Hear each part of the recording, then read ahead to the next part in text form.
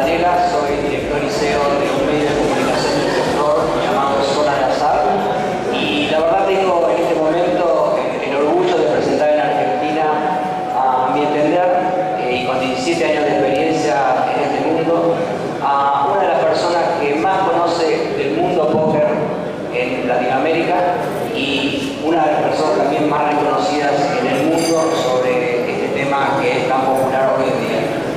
Con ustedes le doy la palabra al señor David Carrión, presidente de Latin American Poker Tour. David. Bueno, buenos días a todos. Gracias, Héctor, por esta presentación. Pedir hablar de póker y tratar de dar un panorama sobre el mundo en 45 minutos o una hora es un poco difícil.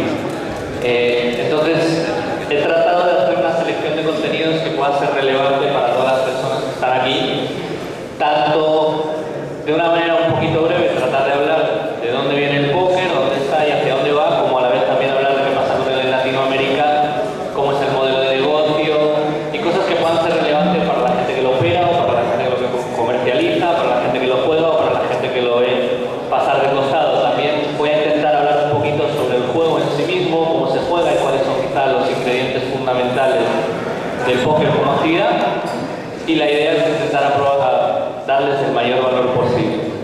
Si alguno de los temas quizá me extiendo un poco más o un poco menos, les pido disculpas, como digo, es muy difícil seleccionar y de alguna manera complacer a todo el mundo, sobre todo porque la audiencia es un poco variada, ¿no? Si empezamos por el principio y de una manera muy rápida sobre la historia del póker, sin entrar a hacer mucho rollo de dónde viene, la realidad es que es uno de los juegos más antiguos de cartas que han dado vueltas en el mundo, pero que el país que realmente tiene una influencia fuerte ha sido Estados Unidos.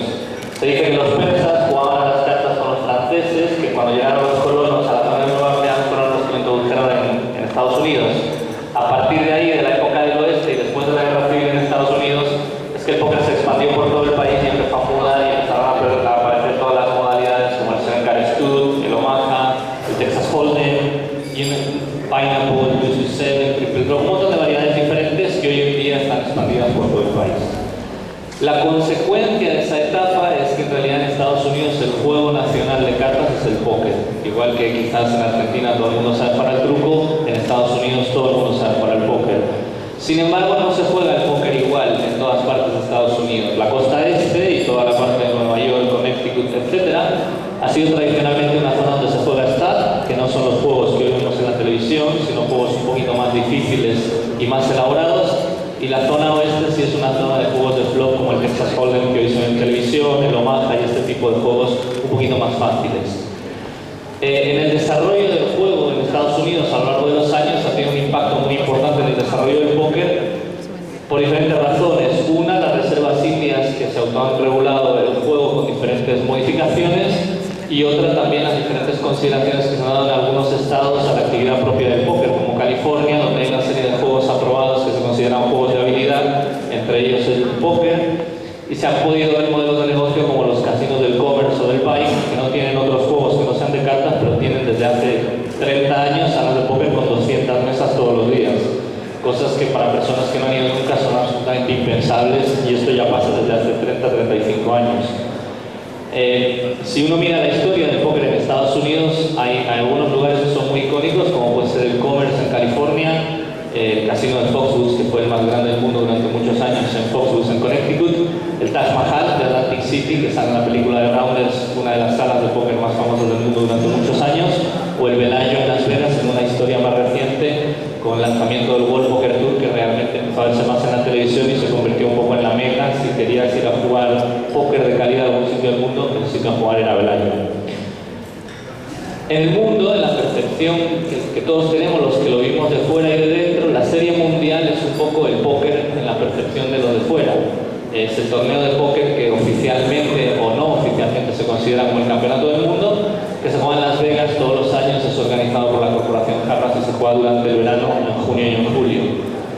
Una gran parte de la semejanza entre el desarrollo de la industria va muy de la mano del desarrollo de la serie mundial, y lo que ha pasado con ella refleja un poco lo que ha pasado con el póker en el mundo. Después voy a hablar un poquito más de eso. Sin embargo, hay muchas cosas que la gente no sabe sobre lo que ha pasado con el póker en los últimos 40 o 50 Y en Europa y en otros lugares del mundo había un desarrollo muy profundo desde hace muchos años, mucho antes de lo que se desarrolló en Latinoamérica o de lo que muchas de las personas conocemos. En Viena, el Concord Car Club abrió en el año 1983 o por ahí, y tenían 40 mesas de Snooker Stud y funcionaban diariamente. Hubo una regulación, una persona peleó por el hecho de que pudiera abrir el juego de póker y no de casino en la ciudad de Viena, lo consiguió toda la legalidad y comenzó a operar una sala que se llama el Concord Car Club, que todavía al día de hoy sigue operando. De ahí salió el que después sería el director de torneos del European Poker Tour y un gran impacto en el desarrollo del juego en Europa. En París está el Aviation Club de París, que fue fundado por aviadores también a principios de 1900 y que hoy en día también es un lugar donde solo se juegan las cartas y se juega el póker y hay una comunidad grande de jugadores de póker, un sitio muy famoso en el circuito de los profesionales del póker. Holland Casinos en Ámsterdam, a principios de los 90, entró muy fuerte con el póker, lo intentó desarrollar, se llevó gente de Estados Unidos para crear el mismo modelo de negocio. En Londres, el Casino Victoria es un casino que tiene mesas donde tú puedes ir con tus amigos y tú juegas y no hay croupier ni nada. Se llaman self-deal games. Tienen todo lo normal dentro del casino, pero porque el precio es muy barato se consideran juegos más amistosos y los puedes jugar con tus amigos. Y en Asia, recientemente el Crown en Macao se está convirtiendo un poco en la meca del póker, de los high stakes y de las partidas más caras, de los millonarios de Asia y toda esta mística que se está creando alrededor, pero realmente se está convirtiendo en un polo de atención sobre el póker en el mundo. Volviendo un poco a la serie mundial, y solo para ponerle un poco de perspectiva, comenzó en el año 1970 y cuesta lo mismo desde 1970, $10.000 la inscripción. Entonces lo jugaban 13 jugadores o 14, de hecho el primer torneo fue por votación, los jugadores decidían quién creía que era el mejor, después ya empezó a ser en formato de torneo. Explotó realmente en el año 2003 a través de un acontecimiento que sí voy a cubrir un poquito más de detalle en unos minutos, pero es el referente en el mundo de que quiera considerarse un verdadero jugador de póker tiene que ir a jugar la Serie Mundial y el que la gana se considera oficialmente el campeón del mundo. Hoy en día el torneo principal lo juegan unas 7.000 personas todos los años y sigue costando $10.000 de inscripción. Ha habido algunas cosas interesantes, como por ejemplo que 2 jugadores han sido capaces de ganarlo 3 veces o que 4 jugadores lo han ganado 2 años seguidos. Esto ya no es tan así ahora que juegan tantos miles de jugadores como lo era cuando jugaban menos, ¿no? Como todos los récords deportivos, algunos llevan muchos años sin romperse y otros son más recientes. Rápidamente en números, pueden ver desde el año 2003 en adelante, la participación crece de 839 a 2.500, 5.600 y 8.700. O sea, crece 10 veces en 4 años la participación. Esto es debido a la televisión y a toda una serie de cosas que ahora vamos a ver, y ahí pueden ver el premio. Ya en el año 99 el primer premio era $1 millón, el más alto que ha habido en la historia de la serie llegó a ser $12 millones cuando la ganó Jamie Gold en el año 2006. Esto es solamente un poquito sobre de dónde viene el póker, de cómo se ha influenciado un poco la percepción de las personas al respecto de la evolución de la actividad. Creo que es necesario abordar en esta charla un poquito el concepto y el debate permanente que hay sobre si el póker es azar o habilidad. No voy a entrar en un montón de detalles, hay un montón de estudios, análisis, universidades, laboratorios, un montón de gente al respecto de ello. Pero sí hay algunos hechos que han pasado en la industria en los últimos años que son relevantes de mencionar en una charla como esta. Desde el punto de vista del concepto de lo que se requiere para que una actividad sea deporte, teniendo en cuenta que la física no es la más claramente necesaria en el póker, aunque los invito a jugar 8 horas durante 5 días a ver cómo quedan mentalmente después, porque es realmente muy desgastante, ¿no? Pero sí, lo que es innegable es que la entidad que agrupa las asociaciones deportivas en el mundo hace unos años creó la International Mind Sport Association, que está integrada junto con la FIA, con la FIFA, etcétera, etcétera, y esta asociación ya ha reconocido el póker como uno de los deportes de mente junto con el backgammon o junto con el ajedrez. Esto es un hecho, ya no es una discusión, esto ya ha pasado. Ahora, de eso a que el póker sea un deporte en el mundo falta mucho, porque como sabemos, la actividad, que es otra de las cosas que voy a intentar cubrir ahora, viene desarrollándose en un entorno que no es el mismo que el fútbol y que no es el mismo que otras cosas, lógicamente. Pero lo que es innegable, yo creo, a día de hoy, y por eso, y permítame, me ahorré poner muchos datos y soportes científicos sobre si es azar o no, es que esto ya está un poco avanzado, es es que claramente es un juego que depende de la habilidad primordialmente. En una sola mano es posible que la suerte determine el desenlace del que es favorito, pero en el medio y en el largo plazo claramente no. Una de las frases que siempre se usan con el póker es que como un juego en el que puedes perder a propósito puede ser un juego que no dependa de la habilidad, ¿no? Pero bueno, eso va para ahora de hablar, ¿no? Claramente la televisión hizo que el póker cambiara, que el póker fuera otra cosa hoy de lo que era antes y de la percepción. Dentro de los premios deportivos y del tamaño de dinero que ganan los deportistas en el mundo, el golf, el tenis, bueno, el fútbol quizá no son otras cosas, el baloncesto americano, etc. Pero digamos que deportes individuales en los que una persona gana un solo premio, el póker todos los años sigue siendo uno de los deportes que tiene el mayor premio posible para una sola persona. Esto que está aquí fue el año en el que Antonio Sfandiari ganó el torneo One Rock, ganó $18.300.000 durante la Serie Mundial de Las Vegas. Solamente 4 detalles para reforzar un poco el concepto de habilidad son que todos los estudios que tenemos, que hemos visto a lo largo de los años y concluyen o han llegado a la conclusión de que solamente el 24% de las manos de póker que se juegan necesitan enseñar las cartas al concluir la mano para ganar.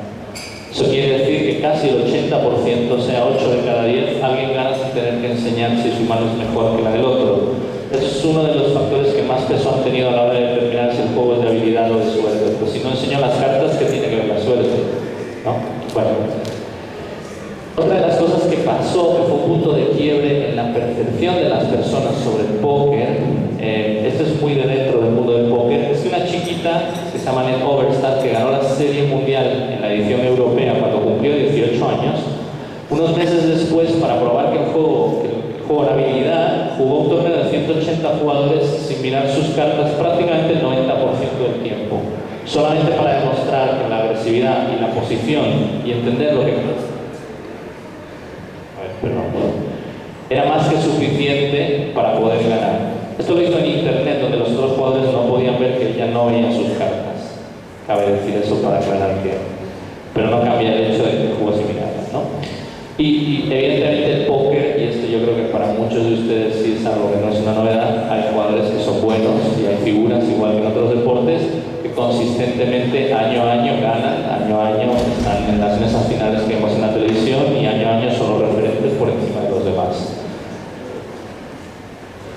Me pidieron que incluyera un poco sobre, ¿no puedes elaborar un poco más sobre cómo se juega el póker, de qué se trata? Y sin necesidad de querer ni asustar ni aburrir a nadie.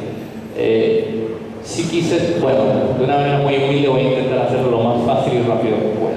El póker es un juego donde hay dos partes, la psicológica y la matemática fundamentalmente. Desde el punto de vista matemático hay varias cosas. La primera es tu probabilidad de obtener dos cartas, que claramente hay algunas que son mejores que otras. Tú no quieres las malas, con las malas generalmente se pierden. Pero hay que saber jugarlas, porque lo que pasa en el póker es que en todos los ensayos matemáticos, en el largo plazo, a todos nos tocan las mismas cartas. Sin embargo, unos ganan y otros pierden, con lo cual las cartas no son todo. Lo segundo es cuál es la probabilidad de tus cartas, una vez que las tienes, de ganar a las que tenga el enfrente. Lo cual cambia dependiendo de cuáles tienes tú y cuáles tiene. Aunque tú tengas 2 ases, no es lo mismo jugar 2 ases contra un jugador que contra 6. Contra uno vas a ser favorito el 80% del tiempo, contra cualquiera de las cartas que tenga. Contra 6, en el mejor de los casos, estás a un 24%, por lo cual algunos factores entran en juego. Finalmente, entra tu probabilidad de ganar contra esos demás jugadores, pero la relación respecto a qué vas a ganar. Porque eso cambia todo en el póker.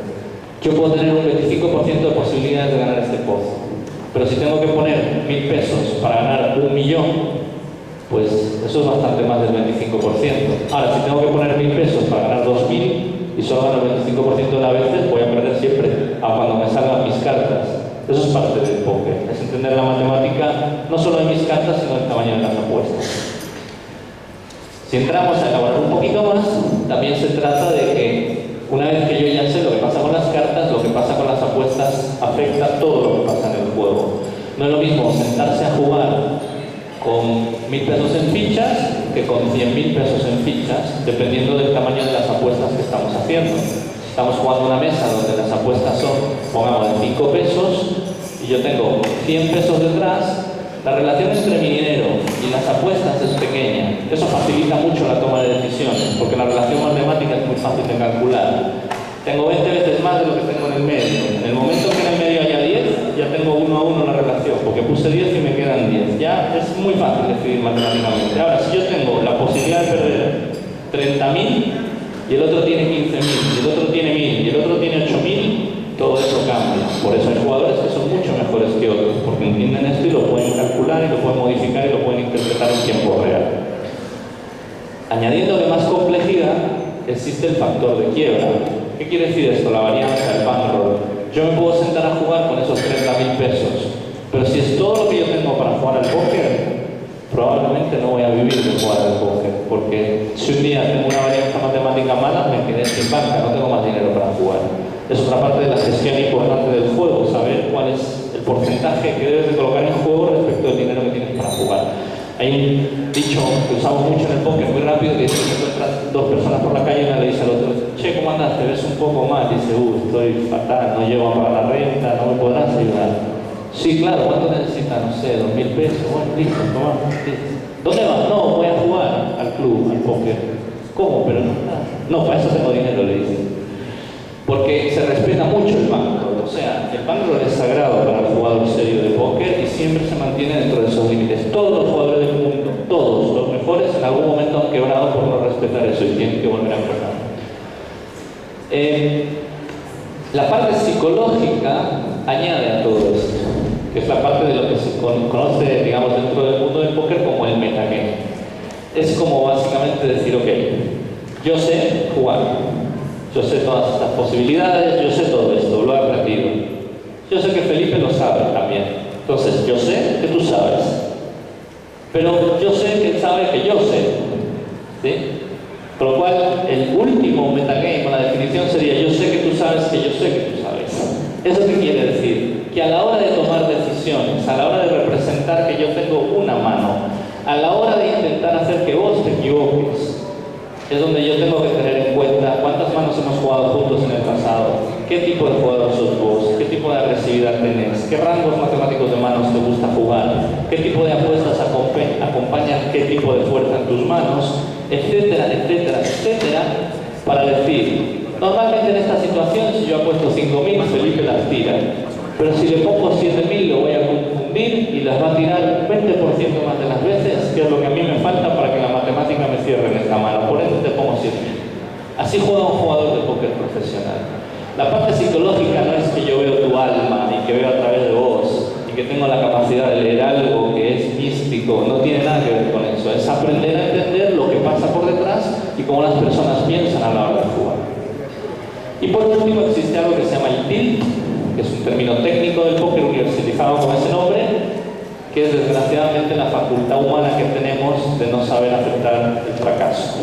Y cuando juegas una mano y la juegas bien y has sido más inteligente que la otra persona y tienes un 42% de posibilidad de ganar y es el bote más grande de la semana y lo pierdes, porque matemáticamente es posible, te afecta tanto que durante los siguientes minutos no eres capaz de jugar bien, porque no tomas buenas decisiones, te vuelves emocional. Entra la parte del ego en el juego y entra la parte de: ahora si tú juegas una mano, yo también la voy a jugar, porque me tengo que desquitar. Yo juego mejor que tú, no puede ser que me hayas ganado esa mano. Y hay muchos jugadores que tienen este problema con el tilt muy grave. Y es un mundo matemático en esencia. Una sola mala decisión que tomas en un día puede afectar tu resultado de los días anteriores. Por eso el tilt es tan importante y el control del mismo. Existen muchos lugares en el mundo y muchos recursos para enseñar y para aprender a jugar al póker. Esto refuerza el hecho de que es un juego de habilidad. Son modelos de negocio millonarios. 2 de los más conocidos en español se llaman Poker Strategy o Educa Poker, y están pensados para que la gente vaya liberando contenidos y vaya aprendiendo las estrategias matemáticas, videos, entrenadores, bueno, todo tipo de contenidos. Rápidamente, extendiendo un poco, la explosión del póker en el mundo pasa en el año 2003, cuando un contador americano, lo que dicen los americanos un average Joe, un tipo cualquiera, como cualquiera de nosotros, se gana una entrada a este torneo de $10.000 por un torneo en internet por $39. Ya estaba televisado televisado por ESPN, la Serie Mundial, llega a la mesa final y la gana. Y además de ganarla, se la gana a Sammy Farha, que era uno de los considerados profesionales dentro del mundo americano del póker. Y encima el chico se apellida Moneymaker, imagínense. Esto es una revolución en el mundo, porque de alguna manera fue la gran historia americana. Aquí llegó un don nadie, que no sabe nada de nada, que se apellida Moneymaker, que cayó aquí con un satélite chiquito y mira, resulta que juega igual de bien que los demás y le ganó. Esto lo puede hacer cualquiera. Automáticamente el año siguiente, en vez de 800 jugadores, 1600, el siguiente 4000 y el siguiente 8000. Después de Chris Moneymaker ha habido muchos menos profesionales que han podido ganar en la Serie Mundial y ha habido muchas más nuevas estrellas que han salido como consecuencia de la Serie Mundial. Es como el típico dicho, ¿no? El gigante sangra, se les puede ganar. El póker no es lo que la gente cree y la gente se empezó a animar. ESPN sacó muchísimo jugo a esto y a partir de ahí, bueno, hablamos, igual que en otras industrias hay ciertos momentos críticos, se habla en la industria del póker del efecto Chris Moneymaker. La tele tiene mucho que ver con la explosión del póker. No sé cuántos de ustedes lo saben esto, pero desde los años 70 que hay póker en televisión. Lo que pasa es que no era como el que se ve hoy en día. Era, pues no sé, a las 4 de la mañana, un día a la semana, una vez al año, pero la Serie Mundial se retransmitía por televisión. Y de hecho, si hacen un poquito de research y buscan, van a encontrar a Phil Hellmuth, cuando fue el ganador más joven, ganándole a Stu Ungar y diferentes videos muy interesantes. Entonces ni sabían lo que tenían los jugadores, o sea, era una audiencia muy captiva y muy interesada en el producto. En el año 97, alguien en Estados Unidos dice, oye, ¿y si enseñamos las cartas? Claro, los jugadores dijeron, pero están todos locos. ¿Cómo vamos a jugar al póker por la televisión con la gente viéndonos las cartas? No le puedo ganar a nadie más, después de eso todo el mundo va a saber cómo juego. Bueno, pero si quieres tener más jugadores nuevos para jugar, hay que hacer crecer esto, ¿no? Yo creo que a la gente le va a gustar. Y de ahí empezó. Entonces se ha llegado a desarrollar incluso todo el metagame de que a veces los jugadores dicen, es que como está en la mesa de televisión le puedo hacer esto porque no va a querer hacer esto otro para que no le vean millones de personas que después van a tener que jugar con él. Esto pasa, Entonces, bueno, realmente la Serie Mundial, el póker en ESPN y el Poker Cup y el mostrar las cartas de los jugadores transformó la percepción del público al respecto de lo que significa jugar al póker. Y la verdad es que sin entender ni la mitad de las cosas que hasta ahora he explicado, muchas personas cuando hablas con ellas te dicen, sí, yo lo vi por la tele, es increíble, el tipo ganó con una J y un 9, no puedo creer, y el otro las tiró, y sin que necesariamente la gente entienda lo que pasa, de alguna manera le engancha. Tiene algo que efectivamente se ve divertido y se ve que hay un desafío ahí inteligente y que de alguna manera pone el intelecto a prueba, y eso se percibe al conocer lo que el jugador está viviendo porque conoce sus cartas. Lógicamente, a medida que avanza la actividad, cada vez los comentaristas son más sofisticados. Si tú ves una transmisión de hoy a una de hace 5 años, las cosas que dicen son totalmente diferentes. Y las audiencias después te demuestran que efectivamente el que mira la tele está un poquito más formado y ya cada vez quiere saber un poco más. También, de alguna manera, el poder compartir información con los jugadores, el poder compartir porcentajes matemáticos, etcétera, han sido todo avances que se han ido produciendo a lo largo de los años en la tele para ir haciendo el producto cada vez más interesante y cada vez que esta audiencia más sofisticada pueda entender mejor lo que pasa. Esta explosión creó toda una ola de torneos de póker en vivo en el mundo que de alguna forma empezaron a crear toda la mística, todas las figuras y toda la aspiración de ganar un torneo de póker que va a cambiar tu vida. Ahí está la Serie Mundial, está el European Poker Tour, el World Poker Tour, el APT que yo gestiono, el Poker Stars Final Adventure, los Millions que se van a Australia. Bueno, no dan 38 filminas para poder todos los torneos que hay en el mundo. Estos son algunos de los más importantes. ¿Cómo traducimos esto a Latinoamérica? Bueno, en Latinoamérica hay póker desde hace muchos años atrás, muchísimos más de los que yo tengo, pero de alguna manera si nos enfocamos al mundo global, ¿no? Y a la masificación de la actividad, realmente yo pienso que el póker realmente desembarcó en Latinoamérica, a todos los hogares de la mano de la Latinoamerican Poker Tour en el año 2008 cuando se creó, al televisarlo por ESPN. Si bien ya había póker en televisión, esto de alguna manera lo regionalizó y lo aterrizó a lo que todos podemos tener cerca y a ver torneos que pasan en nuestro nuestros países con jugadores que son de nuestros países y que nosotros conocemos. Fue el primer tour interregional, si lo queremos llamar así, o regional, de alto perfil que se televisó en Latinoamérica, y realmente después de eso hubo un cambio muy grande. A lo largo de estos años, muchas celebridades de la región se han ido acercando al póker, lo que ha ido validando la actividad mucho en la percepción de las personas que no están tan cerca. Verón, Luciana, etcétera, etcétera, han ayudado mucho a la percepción de la gente y de la actividad, en el caso de Argentina y en el caso de otros países, Ronaldo mismo americano en Brasil, etcétera. Desde el punto de vista de cómo la región vive y cubre el póker, hay bastante. La Argentina lidera, tiene su propio canal de televisión de póker, tiene 5 revistas en televisión. En Brasil el póker está en televisión abierta hoy a través de VAR, también está en el cable, y bueno, en el resto de los países está en todas partes. Hay revistas que se distribuyen en muchos países ya en Latinoamérica y por internet, desde el punto de vista de gente que se dedica a cubrir contenidos de lo que pasa, de las noticias, de la industria, hay un montón más. Alternativamente, a medida que avanza el tiempo, los canales de distribución alternativos a la televisión están desarrollándose mucho, como por ejemplo en internet. Durante el Latinoamérica Poker Tour de Sao Paulo del año pasado, tuvimos más de 400.000 personas viéndolo por internet por día cuando lo jugó Ronaldo. Bueno, son gente joven, la dinámica de cómo interactuamos con las cosas va cambiando y esto no es diferente. Por presentar un poquito de números simplemente de lo que es el póker en Latinoamérica en vivo hoy en día, porque estoy seguro que otro tipo de números ya ayer les han presentado bastante.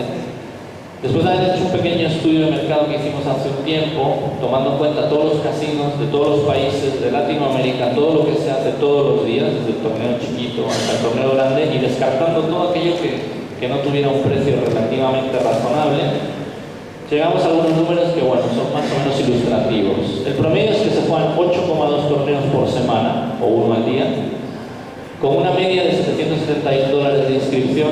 Bueno, esto está hecho cuando el tipo de cambio está un poco mejor, con unos 227 participantes por torneo, y que en total al año más o menos se juegan unos $25 millones en torneos en vivo en la región.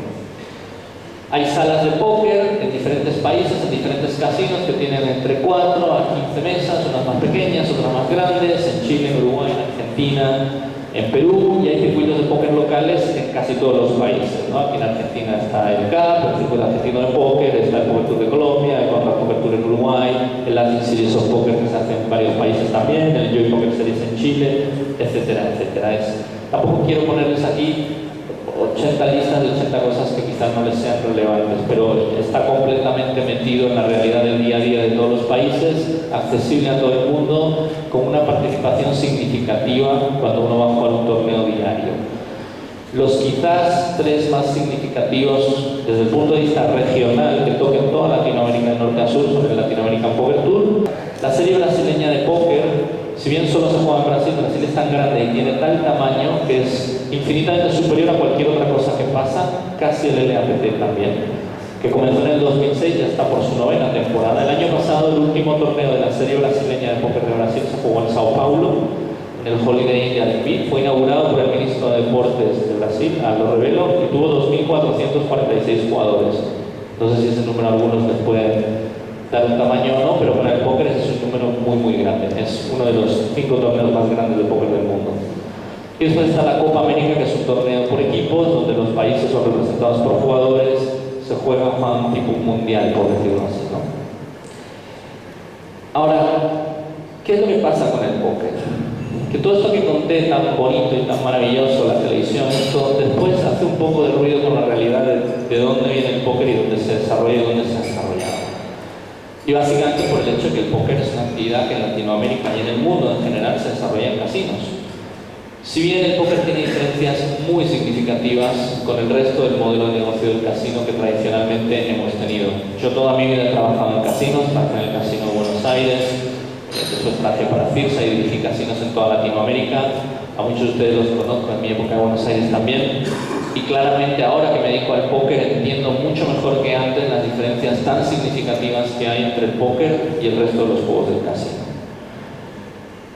De alguna manera, lo más simple que yo lo veo, primero no existe la ventaja de la casa. El casino no tiene un interés matemático en el desarrollo del juego que pueda ser afectado igual que en el resto de los juegos.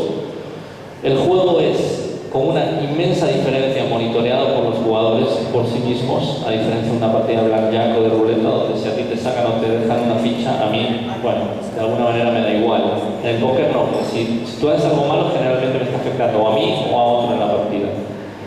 Es muy social, no hay quizás el factor de intimidación tan grande que puede haber con otros juegos y no hay el sentido de competencia que hay, desde mi punto de vista muy humilde, entre yo le tengo que ganar a la casa o yo le tengo que ganar a este otro y quizás si soy más listo le puedo ganar. Es muy diferente en ese aspecto.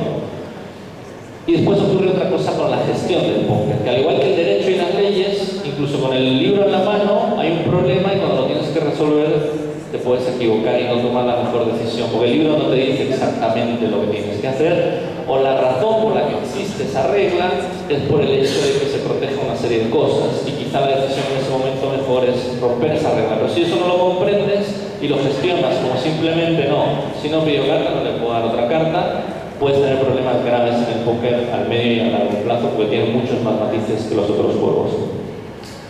Sin embargo, también tiene similitudes. Claramente el beneficio por mano es pequeño, igual que el resto de los juegos del casino, porque el rate porcentualmente no es muy alto. El volumen es fundamental. Cuanto más se juegue, o más manos se tiren, o más caras sean, claramente más dinero gana el operador. El confort del cliente es necesario, al igual que el resto de los juegos del casino, y las reglas, los límites, los formatos y la manera de comercializar el juego son fundamentales para el éxito a corto, medio y largo plazo. Pero es típico que uno escucha en el póker. Bueno, es que en el póker el casino es el árbitro, ¿viste? Nosotros ponemos y la gente juega y ya está, hay que controlarlo un poco, pero en el fondo vos lo pones y la gente... Yo creo que no es tanto así. Hay una responsabilidad grande como operadores desde el punto de vista de qué educamos a la gente a que es el póker. La gente del póker en televisión llega a jugar al póker y no sabe tanto como creemos a veces sobre lo que tiene que ser el póker. Nosotros en casinos toda la vida, a mí me educaron a que ir a jugar a otro casino no, eso no se hace, porque es nuestra industria, tenemos ciertos códigos. En el póker es muy difícil encontrar a alguien que trabaje en casinos y que haya sido jugador de póker, que haya jugado torneos de alto, que sepa realmente de póker como un jugador. Esto nos genera un problema de know-how significativo a la hora de afrontar el póker en la gestión de los casinos, porque el jugador sabe mucho más que nosotros en general, de cómo jugarlo y de cómo lo quiere jugar, a diferencia del jugador de otros juegos que tiene otro tipo de enfoque y de perfil. Entonces muchas veces quizá no le damos importancia a algunas cosas que sí lo son a la hora de generar. Por ejemplo, el precio, o lo que se llama el rate con la comisión que se cobra. Muchos operadores, yo esto lo he vivido en mi trabajo previo muchas veces, si quieres poner póker tiene que ganar tanto al día, si no, no lo podemos poner. Porque por el metro cuadrado que tenemos, si no ponemos máquinas y si no ponemos otra cosa. Bueno, pero ponelo porque a la gente le gusta, quiero que venga la gente. Pero si lo pones muy caro, nadie gana. Gana el casino solamente. La ventaja que los jugadores que ganan tienen no es tan grande. Y a la larga nos quedamos nosotros todo el dinero que se muere. Pero esto tarda uno en darse cuenta de que esto pasa. Es positivo si lo gestionas a ciertos niveles porque te va a dar el dinero que buscas, pero es negativo porque no favorece el ecosistema si no está adecuado a lo que el póker realmente necesita. Los tipos de juegos es lo mismo.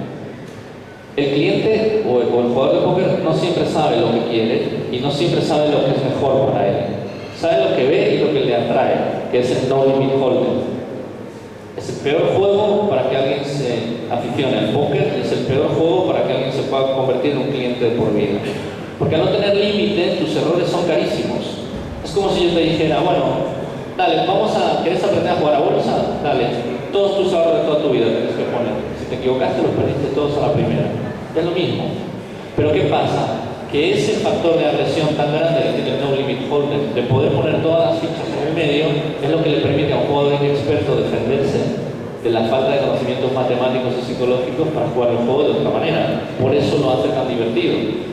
Pero rápidamente, ¿qué pasa? Que el póker empieza caro, empieza con no limit holder y después de 6 meses hay un montón de jugadores que ya no aparecen, ya no hay circulación y ya no hay ecosistema. Lo mismo de alguna manera pasa con los límites de apuesta y con la cantidad que se le permite comprar a un jugador cuando se sienta en la mesa. Nuevamente, si lo ponemos caro el póker de salida, seleccionamos mucho tipo de clientes, seleccionamos el tipo de póker que queremos. Hay operadores que no quieren gente joven, que no quieren este tipo de perfil que quieren.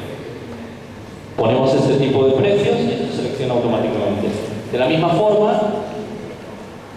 si dejamos que la gente, por ejemplo, se siente con cualquier cantidad de dinero que quiera en una mesa, pues la gente puede perder y puede jugar un juego mucho más difícil para el jugador nuevo que para el jugador viejo. Si ponemos unos límites de apuesta que sean mucho más razonables y protegemos a los jugadores en la cantidad de dinero que pueden poner en riesgo respecto al tipo de apuestas que hacen, probablemente a largo plazo vamos a poder tener un poquito más de éxito. Si no, no estamos ayudando a los jugadores a proteger su banca o su bankroll, como decía antes.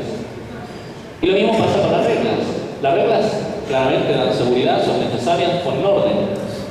Pero si no entendemos bien las reglas del póker, cómo funcionan los juegos, por qué existen, cuál es la intención de una acción, cuáles son los momentos en los que un jugador se puede aprovechar y tratar de buscar ventaja y cuáles no. Y el hecho de que una persona está 8 horas jugando al póker seguidas, muchas veces, y a veces le quiere dar la vuelta a la silla y sentarse un poco más cómodo, o a veces le gusta ponerse gafas de sol, si no entendemos bien lo que pasa con eso y no lo gestionamos bien, a la larga la gente se va a ir a jugar a otro lado porque no juega el póker que realmente quiere jugar con nosotros. Y a veces no nos damos cuenta y queremos ser demasiado ABC, porque eso da menos problemas, pero el póker realmente es un poco más complejo de gestionar en ese sentido. ¿Por qué entonces el póker online es tan popular? Porque la mayor parte de todas las cosas malas que dije no las tiene. Tiene otras, pero esas cambian respecto a la experiencia del póker en vivo. Por ejemplo, no me tengo que desplazar con esto no hace falta ni que lo explique, ¿verdad? Pero ¿qué pasa? La tecnología es mucho más afín al usuario joven y al usuario nuevo. O sea, la ficha, cuánto vale, cuánto la denominación, ahora me toca, no, pero espera que te llegue el botón y entonces pones y... No, acá, bueno, es un poco más parecido a lo que hago todos los días, ¿no? Botones, mouse, no sé qué. No hay errores, porque el dealer no se equivoca, ningún jugador actúa antes de tiempo, a nadie se le cae un paso en la mesa, a nadie se le fue la ficha rodando para allá, el dealer no sacó la carta de vuelta o no la sacó al revés. Es muchísimo más rápido. El póker, en el fondo, bueno, el 24% de las manos terminan sin showdown porque un jugador juega menos del 20% de las manos, con lo cual el 80% del tiempo te lo pasas tirando manos que no vas a jugar. Cuantas más juegues, más te diviertes, porque más chances tienes de que te caigan cartas buenas que sí quieres jugar.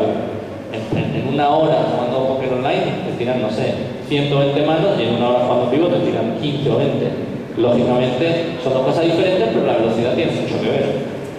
La oferta es mucho mayor, porque está jugando con miles de jugadores en el mundo a la vez, con lo cual si yo voy al casino A, pues resulta que solo hay una mesa de 5 o 10 pesos que hay que sentarse con 500 pesos y otro online hay desde 5 céntimos hasta $100.000. Lo mismo con los formatos, lo mismo con todo lo que antes comentaba y al toque de mi mano, ¿no?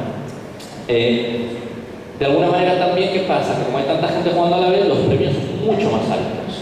Entonces la posibilidad de que mi vida cambie jugando bien al póker es mucho mayor allá que acá y mi inversión de tiempo es mucho menor también. Hoy en día, bueno, supongo que para todos ya es más que común las redes sociales, Twitter, etcétera. A pesar de ser una actividad un poco impersonal en muchos aspectos, hay un sentido de pertenencia y de comunidad muy elevado. Hay softwares donde la gente comparte sus manos y le puede mandar por Facebook a un amigo, mira la mano que acabo de ganar, mira la mano que acabo de perder, y de alguna manera permite todo un intercambio que realmente existe. Permite también obtener estadísticas del juego que de otra manera en vivo se podría, pero es mucho más difícil. Tú, si juegas póker online, puedes registrar tus manos y puedes analizar tu estadística y la de otros y mejorar tu juego y entenderlo mejor y bueno, saber qué pasa, ¿no? Y además hay muchos recursos educativos que están ligados al hecho de aprender online, que es la plataforma sobre la que se aprende. Simplemente me pareció relevante poner una filmina de esto como para que pudiera dar un poquito de perspectiva a todos de qué tiene, que quizá es lo que lo hace tan popular comparado con lo que tiene el póker como lo conocemos tradicionalmente. Desde mi punto de vista, el modelo de negocio del póker, en cualquiera de sus plataformas o formatos, básico se compone de 3 elementos. El póker es un ecosistema. El póker es una pecera donde hay peces pequeños, medianos y grandes, y los 3 son necesarios para que el póker funcione. En la historia de la ejecución del póker en el mundo tenemos miles de ejemplos donde nos equivocamos en uno de los 3 puntos y a la larga no se convierte en una actividad sostenible. El primero, desde mi punto de vista, es que tiene que haber un punto de entrada que sea muy fácil y muy accesible al jugador. Si el jugador viene al casino o viene a donde sea y se encuentra que la partida es muy cara, que el ambiente es malo y que es difícil de entender, no se va a quedar. Ahora, si encuentra un formato amistoso, fácil, barato, que es el límite, que la gente se la pasa bien, que es muy amable, que se va a enganchar, le va a resultar más fácil y después puede tipo de perfil. Estos son totalmente necesarios. Estos son los jugadores que vienen cuando ven la televisión, que vienen cuando un amigo les cuenta, que juegan a veces con sus amigos, que vienen al torneo que hacemos diariamente, etcétera, etcétera. Pero no son necesariamente los jugadores que hacen la parte grande del ingreso que necesitamos para poder ofrecer esta actividad. Esa parte de la rentabilidad son las mesas intermedias, las mesas donde realmente se puede ganar una cantidad de comisión ya mucho más razonable. Pero ese es un juego un poquito más sofisticado. Hay dos tipos de clientes ahí, el que lo puede pagar y es al nivel al que le gusta jugar porque tiene ese tipo de nivel adquisitivo, y el jugador que quiere ganar y que quiere ganar una cantidad que sea significativa y por ende tiene que jugar en ese nivel. El ecosistema lo que hace es que si tú tienes muchos clientes pequeñitos en la entrada, eventualmente algunos se van a ir transformando a clientes intermedios. Después tienes toda una parte de clientes intermedios que vienen directos a ese nivel. Unos se alimentan de otros y de ahí te sale la parte de arriba del todo, que es la parte ya un poquito más glamurosa, que se vende mejor en algunos aspectos, que es la parte de las apuestas altas, de los high stakes, donde juegan los jugadores más famosos del mundo, que le da credibilidad, que le da prestigio. ¿Por qué el Bellagio tuvo mucho éxito en Estados Unidos? Porque creó una cosa que se llamaba el Bobby's Room, que era, la creó Bobby Baldwin, que entonces era el presidente de Mirage, creo que era, y si querías jugar al póker con los mejores del mundo y caro en Estados Unidos, tenías que ir al Bobby's Room. No ganaban tanto dinero con eso, pero todo lo que venía alrededor era muy aspiracional, era el lugar para jugar al póker. Todas las salas de póker del mundo, de una manera o de otra, tienen algo de esto. Y todos estos jugadores chiquitos, estos jugadores habituales, tienen esa aspiración también de algún día jugar en esa partida donde en 2 o 3 horas me puedo ganar 200 o 300 o 400 mil dólares, o lo que sea, relevante en cada lugar. ¿Qué pasa con el jugador? Hoy en día yo creo que el jugador de póker es muy variado. Básicamente no hay ningún tipo de limitación. El póker es un juego para todos, está lleno de ejemplos a todos los niveles, mayores, menores, mujeres, hombres. No hay ningún tipo de limitación, no hay ningún tipo de segregación. El año pasado jugó un señor en la Serie Mundial con 96 años. Y de hecho jugó muy bien, fue noticia por eso. Ahí tenemos una foto de un señor que jugó sin brazos y dio mucho que hablar en todo el mundo. Tenemos ganadores de los torneos más importantes con 18 años. Realmente está lleno de todo. Esto ya de por sí crea una serie de cosas interesantes en el póker, sobre todo para los que estamos en esta industria desde hace tiempo. Como por ejemplo, que es posible que tengamos clientes que han jugado 150.000 manos de póker, 150.000 manos de póker y nunca han entrado en un casino, por ejemplo. O que tengamos gente que es súper inteligente y que su vida se desarrolla en base a 5 dispositivos electrónicos, o gente que lleva toda su vida jugando al póker en vivo y jamás ha jugado al póker jamás en internet y jamás la va a jugar. Y todo eso lo tenemos que meter en un mismo bote y ponerlo a convivir junto en una sala de póker. Y eso crea toda una serie de dinámicas. Yo creo que las cosas más diferentes, desde mi experiencia en un jugador de póker y el resto de los jugadores del casino, sin, por Dios, desmerecer nunca a un jugador de casino con algunas de las cosas que voy a decir ahora. El jugador de póker es un jugador curioso e inteligente, en general. Incluso al menos capaz, no le gusta perder y quiere aprender. El póker tiene algo, que es que a la larga todo el mundo se cansa de enseñar la segunda mejor mano. Lo que quiero decir con esto es que todo el mundo, antes o después, te acabas dando cuenta de que estás perdiendo porque los demás juegan mejor que tú. Y eso no es divertido. Y cuando eso te pasa, quieres aprender un poco, al punto que digas, bueno, pierdo porque no sé si ese es el caso, pero ya sé un poco más que antes, no es que no sé nada de nada. Sobre todo, el ego que tienen los jugadores de póker es terrible. El póker es un juego de yo soy mejor que tú en muchos aspectos. Yo he sido más listo que tú en esta mano. No se trata solo de quién la gana, se trata de quién gana la mayor cantidad de fichas posibles en esa mano, que es toda una habilidad en sí misma. Entonces al final, cuando tú tienes un tema con un jugador de póker en un torneo, en una mano, en una cosa, este ego siempre está presente y hay que tenerlo en cuenta. Nunca se sienten de menos, siempre se sienten de más y siempre se sienten en capacidad de decirte ellos a ti cómo van a hacer las cosas y no al revés.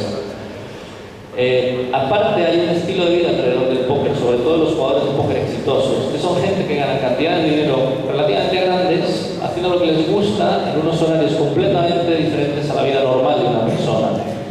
Y hay un poco de estatus de rockstar Oscar, de este tipo de yo vivo la vida, yo hago mis reglas, es a mi manera, es otro mundo, es una nueva juventud y nosotros somos jugadores de póker y esto es otra forma de vivir. Y esto lo traen cuando vienen a jugar el póker en cualquiera de las plataformas en las que tenemos. Muchos de ellos, como decía antes, son ajenos a la historia y al entorno de los casinos, con lo cual no entienden si a veces le decís, no, mira, no puedes entrar con gorra o no puedes entrar en pantalón corto, pero no lo entienden, igual que no entienden la ética y muchas veces la educación a la hora de jugar y cómo se debe uno de comportar. Hay un gran debate ahora en el mundo sobre el hecho de que los jugadores jóvenes no hablan cuando juegan póker y los viejos o los más mayores pues no se divierten. O sea, hay una diferencia generacional ahí grande y parece que el póker está dejando de ser divertido, dicen algunos. Probablemente hay algo de verdad en eso. Y después existe una validación social que yo creo que hoy en día es innegable desde el punto de vista de que el póker ya está aceptado en todas partes y que muchísima gente, por no decir toda, aunque yo soy una persona imparcial para decir esto, está orgullosa de decir, no, juego póker y juego bien, ayer gané no sé qué, lo otro, es como, está asociado a una cierta validez social, sobre todo entre la gente joven, un poquito más entre la gente mayor quizá. El póker básicamente tiene dos tipos, los torneos y lo que no son torneos o lo que se llama el cash game, mesa libre, mesa abierta, en diferentes países se llama de diferentes maneras. La diferencia fundamental es que un cash game es una partida normal, igual que la que cualquiera puede jugar en su casa o ha jugado alguna vez con amigos, donde tiene unos límites de apuesta y una cantidad de dinero para empezar a jugar y generalmente tiene una duración corta, 2-3 horas. El torneo tiene un precio fijo, esto es lo que cuesta jugarlo y tiene una duración mucho más larga, generalmente, con una relación entre el dinero que te cuesta jugar y lo que puedes ganar mucho mayor que lo que pasa en el cash game. Son dos cosas muy diferentes. El cash game es social, es divertido, pero los mejores jugadores van a tener mucha ventaja sobre los peores jugadores. Lo difícil del cash game es balancear los tipos de juego, los niveles de apuesta, cómo rotar los clientes, qué tipo de precio colocar, cómo hacer un ecosistema que sobreviva a largo plazo, porque ahí es donde está el ingreso en el cash game, es el que cobra comisión por cada mano, pero tenemos que crear un sistema que sea capaz de sostener clientes que tengan una vida útil muy larga y que tenga un volumen significativo de participación. Los torneos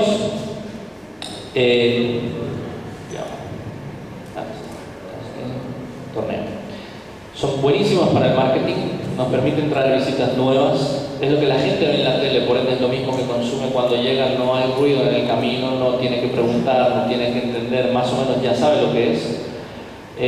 Y es mucho más inofensivo, cuesta 50 pesos o 100 pesos y si perdí me fui y ya está, no es como el otro que es un poquito más duro. Lo malo que tiene es que el beneficio que deja es mínimo, por no decir nulo, porque necesitas mucho personal, mucho espacio para correr un torneo y requiere mucho tiempo y además el know-how es difícil.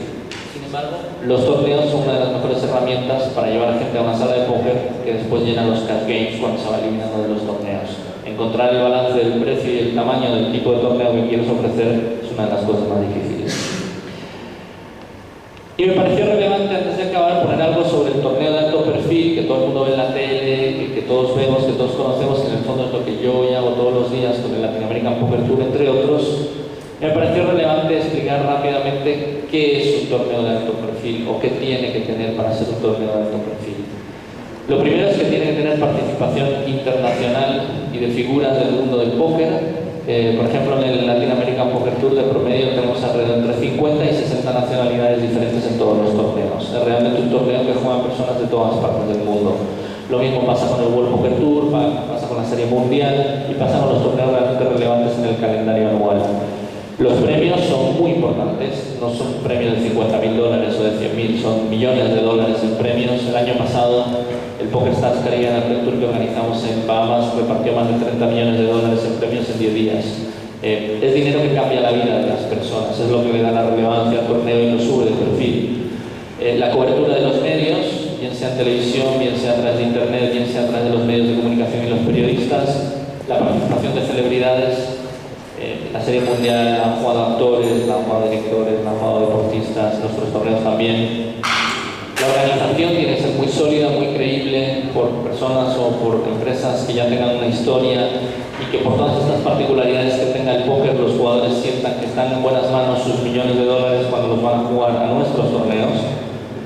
Dónde se realizan es muy importante. Para que tengan éxito y sean relevantes tienen que ser en ciudades importantes, que sean atractivas para la gente, tanto que lo juega como la que lo sigue y la que lo ve.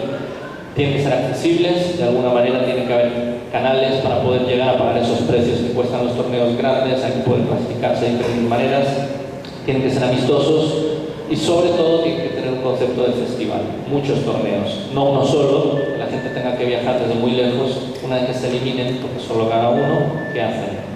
Entonces se ofrece un concepto de festival donde tú juntas miles de personas del mundo y puedes proveer torneos no solo de $10.000 de inscripción, sino de 100, 200 o 500, que de otra manera en esa ciudad es imposible hacer un torneo de $500 con 2.000 jugadores. Al hacer uno grande y todos venir para eso es mucho más fácil crear todo un festival de póker alrededor de eso. Algunos de los beneficios que tienen los torneos de alto perfil o de los que hemos aprendido a lo largo de los años es que para las propiedades donde se realizan ayudan con el posicionamiento desde el punto de vista de marketing, con la exposición de la propiedad, el propio marketing en sí mismo que se puede dirigir a diferentes segmentos de los clientes que la propiedad ya tiene, como invitar a los clientes VIP durante un torneo o cosas por el estilo, los ingresos directos que repercuten de la cantidad de miles de personas que lo están jugando, la credibilidad asociada a organizar un evento de estas características, reforzar la lealtad de marca, tener un impacto turístico significativo. Nosotros, por ejemplo, el LAPT de Perú, de Uruguay, ha sido denominado un evento de interés turístico nacional hace unos años ya. En cada ciudad funciona diferente esto, evidentemente, pero sí tiene un impacto grande tanto económico como turístico. Y ya para terminar, desde mi punto de vista, el póker lleva un tiempo buscando su sitio en Latinoamérica. Todavía no lo ha encontrado totalmente. Creo que sigue estando de moda, sigue siendo muy popular y sigue siendo afín a muchos clientes potenciales de la industria del juego. Creo que existe un poquito de desencuentro entre los operadores y los consumidores debido a la naturaleza de la actividad y su evolución, como explicaba antes, la gente joven, la gente mayor, la gente que aprendió a jugar por internet, la gente que jugó por internet, los diferentes formatos, el know-how, etcétera, etcétera.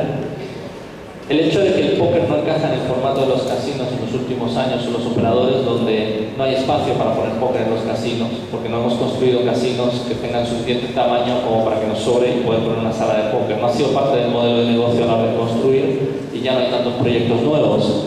Algunos sí lo incluyen, otros ya no tanto. Es mucho más difícil adaptarlo, por eso salas chiquitas, por eso pruebas de una mesa, de dos, de tres, que no son el modelo que el póker puede sostener en el largo plazo. Por eso el póker hoy todavía no acaba de desarrollarse en Latinoamérica en algunos aspectos y los operadores estamos a veces desencantados, creemos que va a ser una cosa y luego es otra. Yo creo que pasa por algunas nuevas concepciones y formatos el futuro, pero sí creo que hay lugar para póker en vivo en la región de Latinoamérica y en el mundo, y creo que es un clarísimo generador de nuevas audiencias para la industria del juego a largo plazo, sin ninguna duda. Así lo dicen las estadísticas del juego en el mundo hoy y el cross-selling que hay entre el póker y otras actividades. Bueno, llevo mucho tiempo hablando solo y bastante. Espero que les haya sido de interés. No sé si vamos a dejar que hagan algunas preguntas si alguien quiere. Pues les agradezco mucho la atención, espero no haber sido muy aburrido.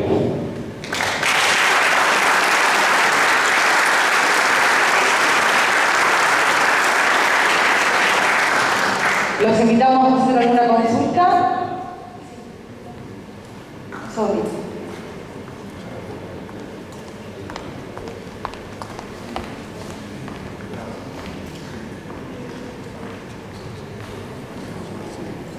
Gracias. Buenos días. Señor Carrión, usted mencionó fundamentalmente dos maneras o dos variantes para un jugador de involucrarse con el póker, una presencial, está muy claro, y una online, que brinda otras posibilidades, que incluso genera más audiencia y demás. Y por todas las características que dio, a mí se me ocurre que también hay una tercera variante que también está existiendo y que en realidad no cumple con todas estas alternativas. Y quería saber si usted había tenido la oportunidad de estudiar. Me estoy refiriendo al video póker, o el póker que aparece en algunas máquinas en formato tragamonedas, ¿no es cierto? En donde ahí hay alguna de las pautas que no se cumplen, es decir, ahí uno juega contra la casa eventualmente, no requiere, o sea, requiere cierta habilidad, pero convengamos que es más de azar. Y quería saber si ustedes tenían alguna experiencia, alguna posibilidad de estudiar el perfil de ese jugador, si ese jugador de alguna manera utiliza eso como un medio para llegar al póker o lo utiliza como para entender la mecánica del juego, o simplemente ese jugador que consume ese video póker no tiene nada que ver con los jugadores que van a hacer. Gracias, es una buena pregunta. Desde mi experiencia y mi opinión, el videopóker es el slot que realmente hay jugadores que creen que pueden ganar en el mundo y que así se publican, ya sea hay websites que te enseñan supuestamente a ganar a los videoslots, y dependiendo de la matemática de algunas de las máquinas que hay, de los modelos que hay en la historia, aunque vos sabes más de eso que yo, ha habido jugadores ganadores de videoslots o así se promulgan. Hay jugadores profesionales del circuito de póker que son o se consideran jugadores profesionales de videoslots. Hay mucha matemática en la forma de cómo jugar el juego y algo de estrategia. Claramente no hay un oponente de la misma forma.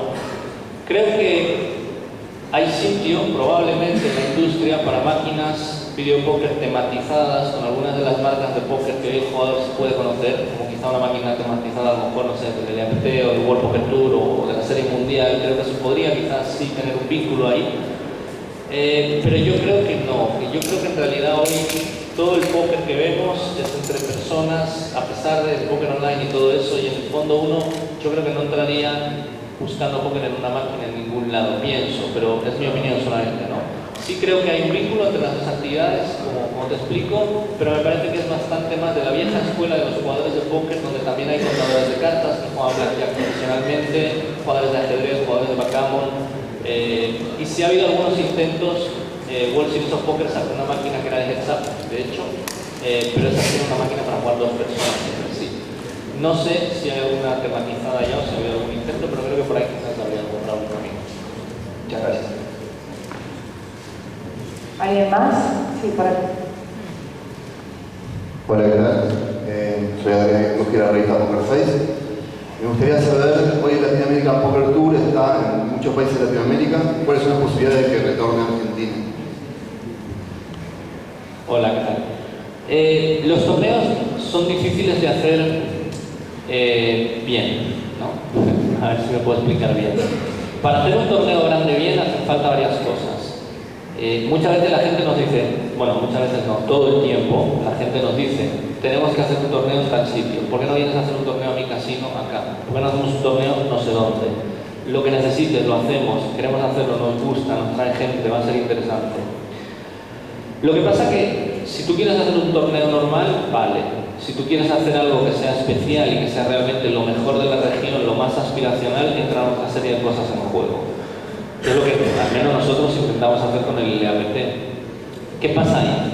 Varias cosas. En primer lugar está el lugar donde sea, tiene que haber un sitio donde realizarlo. Todos nuestros torneos los hacemos bajo la regulación de cada uno de los países. Eso en Argentina hoy, en el caso de Buenos Aires, nos está un problema con una cuestión obvia de espacio. En el caso del Casino Buenos Aires, por ejemplo. Lo cual, eliminar una ciudad como Buenos Aires del esquema de hacer un LAPT ya de salida es prácticamente un no para la Argentina, porque para el jugador internacional que viaja por todo el mundo y que LAPT compite con otra oferta de 30 o 40 torneos en el año que suceden en ciudades como Los Ángeles, Las Vegas, Mónaco, etcétera, decirle a alguien que venga a Mar del Plata o que se vaya a Rosario no tiene nada de malo, pero no va a ser la elección primera del jugador en muchos casos. Sí para el argentino, sin ninguna duda, pero no para el extranjero. Adicionalmente, sucede que en la Argentina hoy se le está dando un tratamiento fiscal, una interpretación fiscal que cambia de provincia a provincia, hasta donde tengo entendido, a la retención en la fuente a la hora de pagar premios de póker a los extranjeros. Esto hace que la mayor parte de los operadores que a nosotros nos encajan dentro de la geografía, como puede ser Rosario o Buenos Aires en este caso, aplican una deducción de la fuente al jugador extranjero que gana. Esto no tiene nada de malo en principio, porque es un impuesto y los impuestos están para pagarse, y si no los paga acá, los pagará en su casa cuando vaya, pero el jugador no lo ve así, desgraciadamente. El jugador, si tiene que elegir entre jugar un LAPT en, no sé, en Perú, donde no hay una retención en la fuente, porque se considera diferente y dentro de las ganancias de juego están exentas de retención en la fuente, a venir a Buenos Aires o a ir a la Argentina, pues prefiere ir allá.